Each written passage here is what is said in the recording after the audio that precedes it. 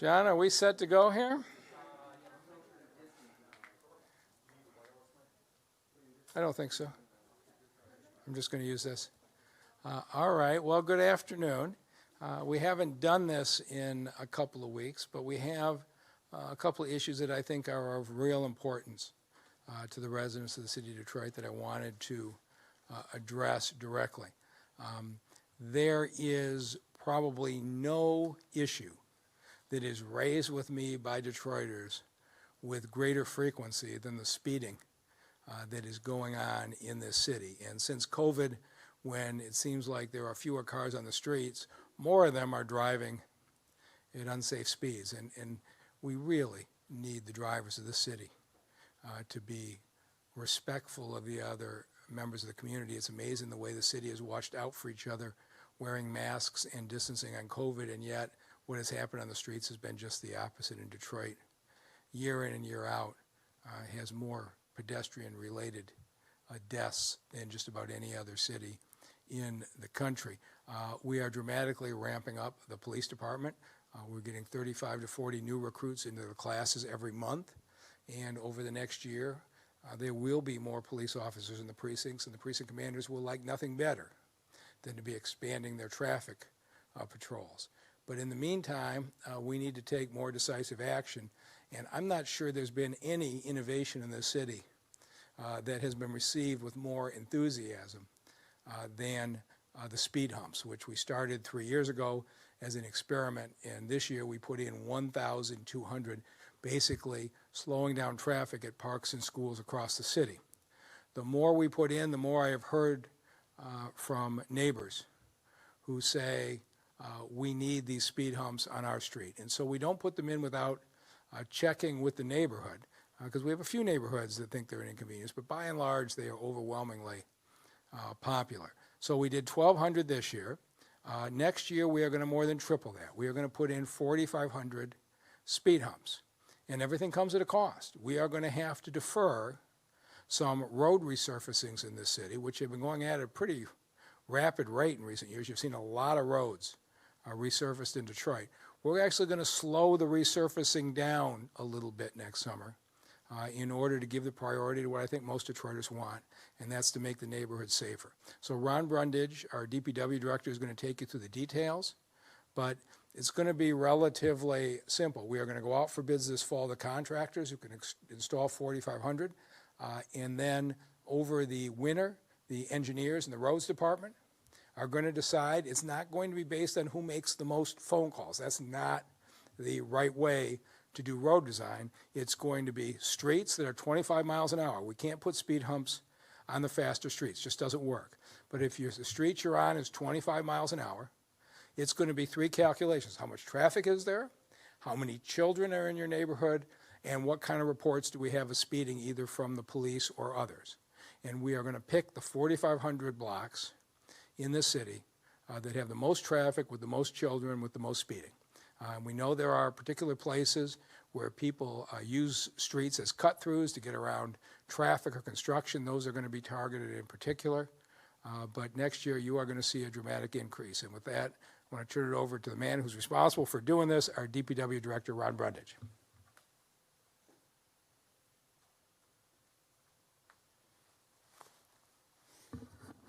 Thank you, Mr. Mayor. As the mayor indicated, next year's program is going to be an expanded program compared to this year, as well as 2018, 2019. And we're looking at installing 4,500 individual speed humps or speed cushions throughout all of the 7 city council districts in the 2021 construction season. This particular map shows that in 2018, we started it out as a pilot project.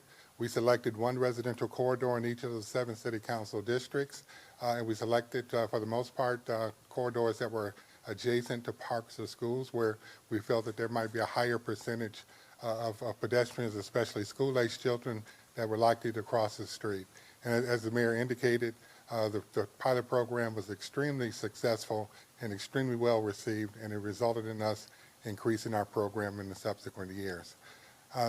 In 2019, you can see that we installed 543 speed cushions throughout the entire season. Obviously, a dramatic increase over what we did in 2018, and then that continued into the current construction season 2020, where by the end of the construction season, we would have installed at least 1,200 speed cushions throughout most neighborhoods throughout the city of Detroit.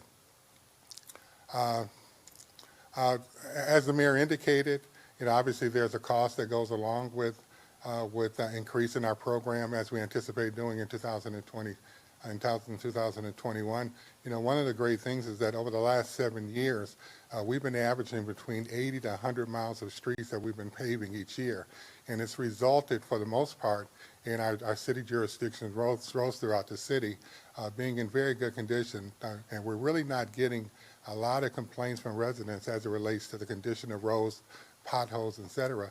And it puts us in a position whereby we could successfully divert some of our road transportation funds to this extremely, not only popular, but extremely important program that is extremely effective in reducing the amount of speeding that occurs through our residential streets.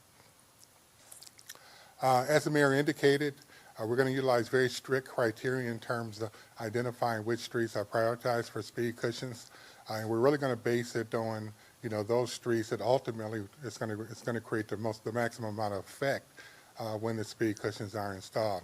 We're going to be looking and performing traffic counts on all of the different streets that are being considered for speed cushions, and we're going to be looking at residential streets that have a daily traffic volume of at least 1,000 vehicles a day going through those streets for consideration. We're also going to be looking at the number of residents, especially school-aged children that live on the street. Obviously, we understand that the greater number of school-aged children that are on the residential street, that increases the potential for kids going out into the street. And obviously, those streets become the most important when we want to think about putting in impact that can reduce the amount of speeding or reckless driving that might occur on the street. We're also going to take into account information that we routinely get from the Detroit Police Department. We constantly receive reports from them indicating, where they're aware of excessive speeding, and they may not always have the ability to send traffic officers out to each of these different locations, but they're providing us this information, and we'll certainly take that into consideration as we go about defining which streets are ultimately selected. And then we're also going to place special emphasis on streets that are used as cut-through streets. And we've got several of those throughout the city.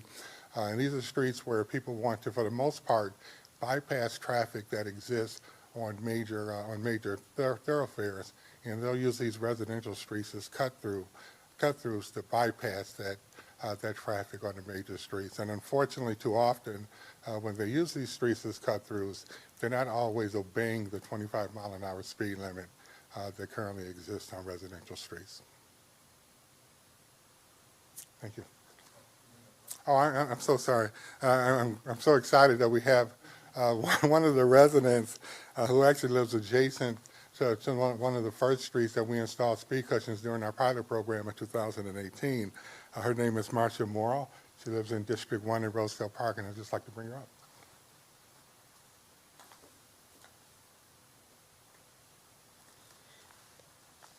Thank you so much for having me. Thank you, Mayor Duggan, for inviting me. We were initially a part of the pilot for the hump, the speed humps, and we have had them installed on our street for quite some time now, and it has cut down on the traffic tremendously. About a week before the speed bumps were placed, there was a young man who decided that in the evenings or at midnight or at 1 o'clock in the morning, he wants to do a donut right by the school. We have a school right across the street, and we don't know where he came from. But since those speed humps have been there, we have not seen him since. So we just want to thank you. We do live across the street from the school, and Puritan is a main thoroughfare. We know that it's not a whole lot we can do We have stop signs that are placed on almost every corner. No one recognizes the stop signs. So I'm so elated that you are hiring more police officers so they can come out and just start giving tickets. That's the only way we're going to curb it, because it's nothing we as residents can do but complain, and it's for the safety of our kids and for our communities. So we're just so elated that the speed bumps are there. We're going to work with the city, we're going to work with the mayor, we're going to work with the police department, because where we are, it's a really tight community and neighborhood. We all look out for each other. We do not mind calling. We will take pictures. We will send them of cars who are coming through there violating the speed. We will do whatever it takes to keep our community and our kids safe. So on that point, we just want to thank you, Mayor, for what you have done and what you are doing for the city.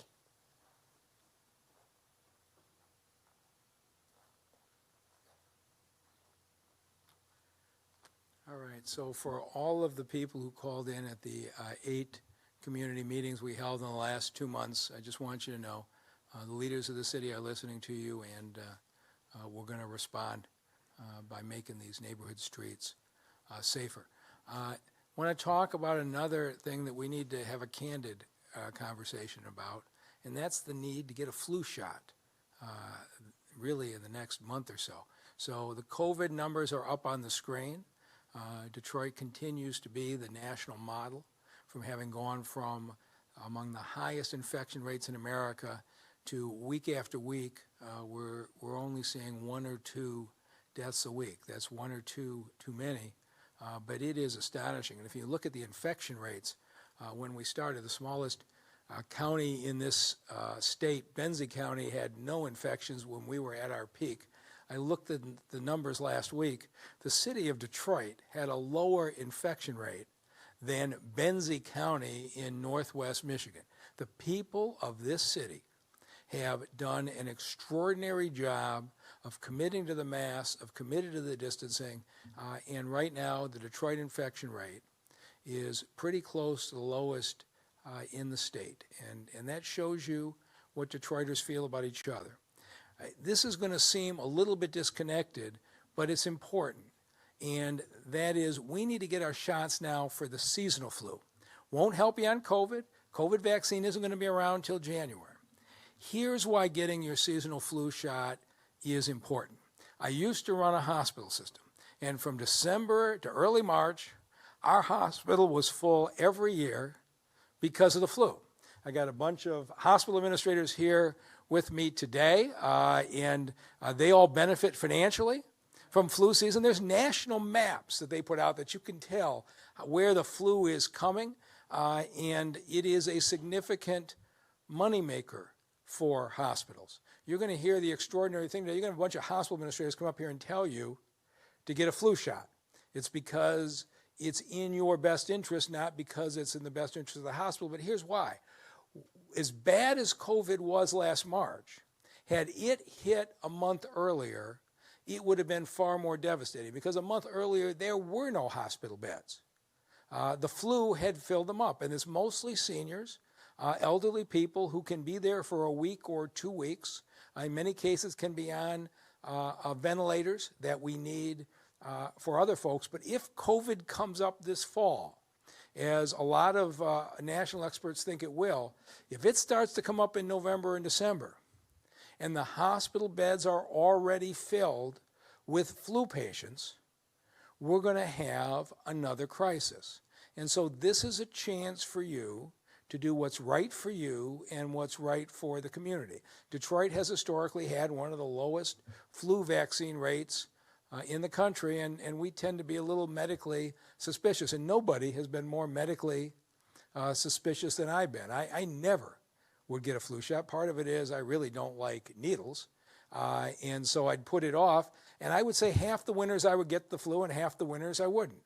And the winters that I got the flu were 3 or 4 days in bed where you're absolutely miserable. I was thinking about how stupid I was not to get the flu shot. And the winters where I didn't get it, I thought how smart I was not to have been injected when I didn't need it in the first place. When I went into the Detroit Medical Center in 2004 and I saw the science behind it, I realized how stupid I had been, that the flu vaccines typically match up in a very high degree of probability of blocking the strain that year. And so I started getting flu shots in 2004.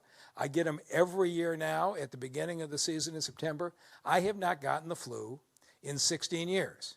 Flu shots work. Now the hospitals, all as far as I know, have mandatory policies that their employees at the hospitals have to get a flu shot, because you can't have people, nurses and doctors and aides interacting with patients who are already vulnerable, having them catch the flu. It's become second nature. But now we need to do something else in the city we don't normally do. Go out and get your flu shot. It's the right thing for you health-wise. It's the right thing for the community. You can go to your local drugstore. You can go to your doctor's office. Denise Fair will come up and show you all the different ways you can get them. And so somehow, when I wasn't looking, my staff voted that I was going to get a flu shot today on TV. I brought the Deputy Mayor, Conrad Mallett, and the health director along with me. We're all going to get our flu shots. Flu shots hurt. But you're over it in a few minutes, and for the next 5 minutes, you're not worried about throwing up for 3 days, laying in bed. It's the right thing to do. So I've given you the non-medical aspect, and now I'll turn it over to the person who will tell you from the clinical side why it's important and how you can get your flu shot. Denise Fair. All right, thank you, Mayor. So today, the Health Department is launching a citywide public health campaign to encourage Detroiters to get their flu shot, especially for our high-risk populations who are more at risk for experiencing hospitalization and also death due to the flu and also COVID. So beginning October the 14th, let me get my slides correct here. All right, beginning October the 14th, the Health Department will offer free flu vaccinations to Detroit residents living in 21 emergency shelters, 164 adult foster care facilities, and 82 senior living facilities. It'll take us about 10 weeks, and we should be completed by Christmas. Now, similar to our COVID-19 testing efforts, we are increasing access. We are eliminating barriers for almost 7,000 Detroit high-risk residents. Now, we also know about our nursing homes and our seniors who are living in nursing homes. The state and the CMS require that nursing homes offer vaccination to their residents. And so Dr. Rahman and Dave Ye and their teams have been communicating really often with the nursing home directors. We feel really good about the direction that they're heading, and they're already ahead of the game. They're offering flu vaccinations to their residents as well as to their staff. Now, the flu shot is available to all Detroiters aged 6 months and older. So if you want a flu shot, you can go to your doctor's office or your local pharmacy, and it's covered by most insurances.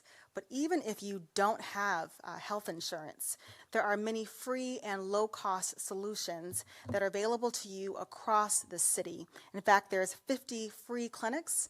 There are 17 federally qualified health centers and 15 school-based centers. You can also go to the Detroit Health Department IMS clinic located at 100 Mac. You can call 313-876-IMS or 313-876-4667 to schedule your appointment today. And you can also go online to our website at detroitmi.gov/flu shot for a full list and details of where you can get your flu shot. Now, I want to switch gears and talk to our employers. It is pivotal that you encourage your employees to get the flu shot this year. Now, Deputy Mayor Conrad Mallett and I have spoken to many of you. You already have really great plans in place, but you are looking for some more resources to help guide you. And so the Health Department has put together a really robust toolkit for local businesses. And there is a plan in place to give you a toolkit with FAQs and print materials that you can use right now for all of your employees.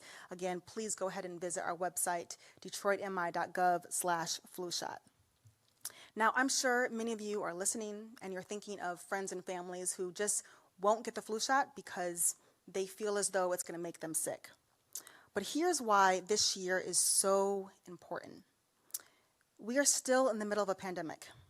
COVID-19 is still real, and it's not going anywhere for quite some time. So since the flu season is upon us, we need to prevent the flu. We need to protect ourselves and the people around us, but also our health systems. We need to reduce the strain on our hospitals that are responding to COVID. So this is the time for us to once again come together and prevent this illness. The mayor is committed, I'm committed, and today we're going to show you just how easy it is for you to get your own flu shot. And we have Essie and also Martez here to help us get the flu shot live right here. Now, I am pleased that 3 of our major healthcare systems are here with us today to help us underscore the importance of getting the flu vaccine. And they've already made the commitment to ensure that all of their employees get vaccinated. So first, I'd like to introduce Bob Riney, who's the Chief Operating Officer for Henry Ford Health System. Following Bob will be Karima Bentunzi, the Chief Operating Officer for DMC and the CEO for the Adult Central Campus. And finally, Joe Hershey, the Market COO for Ascension Health. And with that, I'll turn it over to Bob Reiny.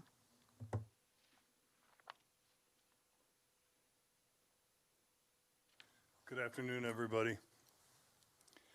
I want to reinforce the messages of Mayor Duggan from a personal standpoint, because like you, Mayor, there were years back that I convinced myself that I didn't need the flu shot. And I actually, even though I worked in the industry, got fooled by people calling a lot of things the flu. And so they'd say, well, I had the flu, but it wasn't that bad.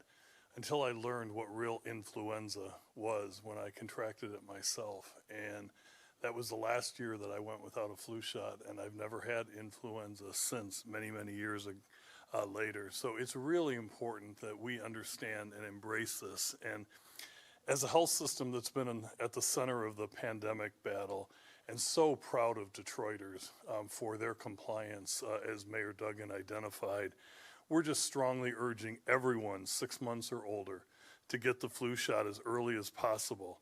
It's really the single greatest measure that we can have and we can do to protect ourselves and our loved ones and the people that we have the privilege of interacting with on a day-to-day basis. You may find this to be a funny message from someone that works in healthcare and we compete with each other. But I'm here to tell you that getting your flu shot early is more important than where you get it. Just please make sure you get your flu shot. Go where it's most convenient for you, your neighborhood pharmacy, your doctor's office, the health department, a senior center. Wherever you go, make sure that obviously you're wearing your mask and you're practicing social distancing. Because of the pandemic, it's really important this year that we all get the flu shot. Even if we have relatively good compliance, it's not anywhere where it needs to be. The flu shot will protect us from serious illness, and even if you contract influenza, you will have far milder symptoms if you have had the flu shot. And as Mayor Duggan said, the flu shot does not protect against COVID. We're committed to doing our part to protect the communities that we serve, including, and most importantly, the residents of the city of Detroit. It's really important that we come together in that same esprit de corps that we've done to help deal with the COVID pandemic. Each one of us does our part and makes a personal contribution by getting a flu shot. So not only am I asking you to get your flu shot, but I'm asking you to encourage your neighbors and your family members to do the same. We are planning for a potential surge of COVID cases this fall. A surge of COVID cases on top of a strong influenza season would put us in a very, very dire position, and none of us want to repeat what we had in late winter and early spring of this year. So for the safety of yourself and your loved ones, please continue to wear your mask, practice social distancing, wash your hands, listen to your doctor, follow the science, and get a flu shot. We're going to partner with the City of Detroit in not only providing our own sites for flu shots, but mobile units, and in particular going to populations and area of the city where flu shot compliance has been low over periods of time.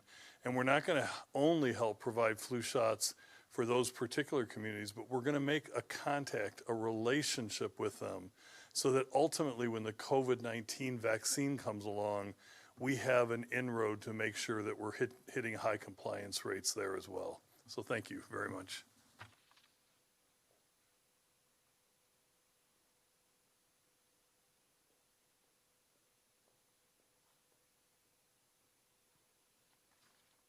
Good afternoon. Karima Bentunsi. I'm the Detroit Medical Center CEO for Adult Central Campus. Thank you for having us today.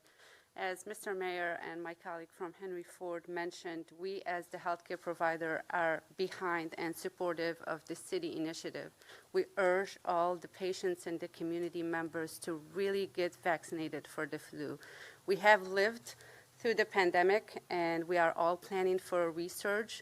And I can remember the days when we had to get on a call with all my colleagues from the other health systems to discuss bed availability.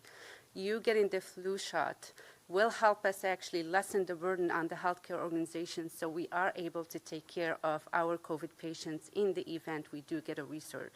So please get the flu shot. We have, obviously, the city plan is comprehensive, has a lot of resources and clinics and centers for you to take it. But if you also need to be connected to a clinic or a provider, you can call DMC or you can call any of the other health systems and we will be able to connect you to a clinic or a provider.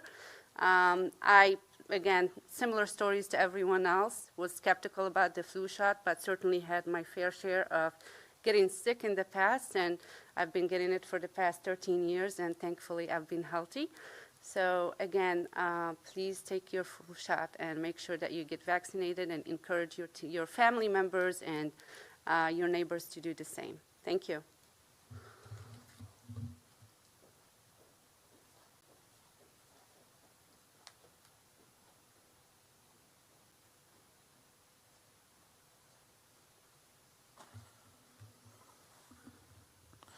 Thank you and good afternoon. Joe Hershey on behalf of Ascension and Ascension St. John Hospital and Medical Center located on Detroit's east side. Just as the mayor stated and our other healthcare colleagues that are with us this afternoon, we just want to further emphasize the importance of obtaining a flu shot this year. Obviously, this year, more importantly than maybe prior years, is the continued activity and the influx of COVID that plagues our community. Your ability to really recognize and understand that both COVID and the flu are respiratory illnesses, and to be able to protect yourself and arm yourself very early on in the health system, early on in the season rather, will work very, very well.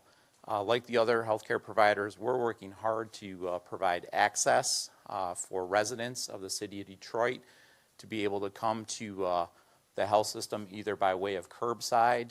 We're also very focused on working with students and families alike and those that work in the educational system. We know that there's huge challenges this year in and around education, so we want to pay close and particular attention to students and their families. In addition to that, the elderly population, want to certainly emphasize the importance of the elderly taking an opportunity to obtain their flu shot as well. The overall health and safety of the community is what's paramount to all of us, and continuing to do our part individually by practicing good social distancing and keeping the rigor around active hand washing, and of course just practicing all of those good habits will continue to allow us to get through the cold and flu season as safely as possible. On behalf of our organization at Ascension, it's our honor and pleasure to partner with the City of Detroit, to partner with the other area health systems, and collectively we'll all do our parts to get through the cold and flu season. Thank you.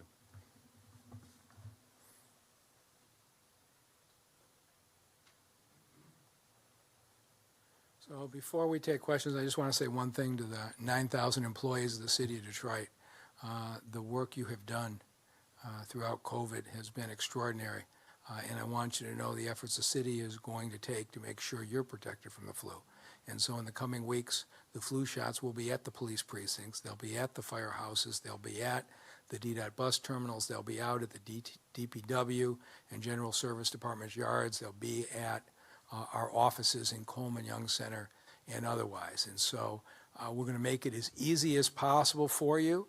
And if you want to bring your family members along, your family members will get flu shots as well. You're covered under your city health insurance policy anyway, but we are going to make it as easy as we possibly can for you to get your shot. And with that, we'll take any questions. You want to do the shots before the questions? Okay, I'll still be in shape to answer the questions after the shot. All right, so for the 16th year in a row, I'm going to get my flu shot, and all I can tell you is in 16 years, I've had no side effects and no flu. So hopefully the team here is just as good as the last 15 years.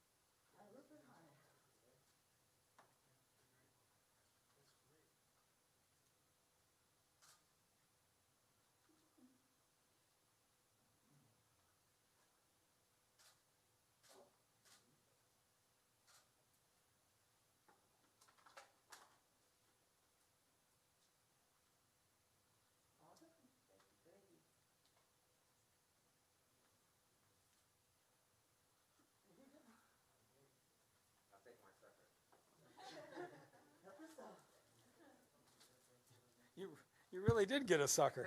All right. And so I guess with that, now we'll take questions. ML Elric, Detroit Free Press. You already answered my first question. ML, have you gotten your flu shot? I just got a shingle shot, so Okay. I'm trying to pace myself. All right. But Yeah. yes. Well, I know you're going to be the first guy in line for the COVID vaccine. Well, when I went, it depends who's giving it. But I was at CVS, and they are very insistent that you get the flu shot. So anybody who goes out there and isn't offered a flu shot, you're not going to the right place. But Great. You answered my first question. Are you going to cry? You didn't, so that's Okay. good. Second question, any embarrassing tattoos? No on that one, so that's good. Third question, these shots that people can get by calling or visiting the immunization clinic, are those free of charge? Yes. Okay. On the $11 million that is going to be spent on the speed humps, what is the source of that funds? So it's the gas tax money. So we have a budget of, I don't know, $100 million or so for road repairs. And if you live in the city, you've seen lots and lots of road repairs done in recent years. So basically, we have a list of all the road projects we'd like to do over the next 5 years. I don't know, 500 miles of road. We'll push a few miles back a year that we won't get to in 2021 in order to pay for the speed hump. So it'll come from the gas tax funds. And I know there's always confusion over what's a state road, what's a county road. Right. I expect most of the state and county roads are over the speed limit of 25 miles per hour, but are there any residential streets that wouldn't be eligible for this because they are not a city? I can't imagine there's any state or county road at a 25-mile speed limit. Is there, Ron? No, so they're all city roads, yeah. Okay, great. And last question for me. I know I've been told you're a sports fan.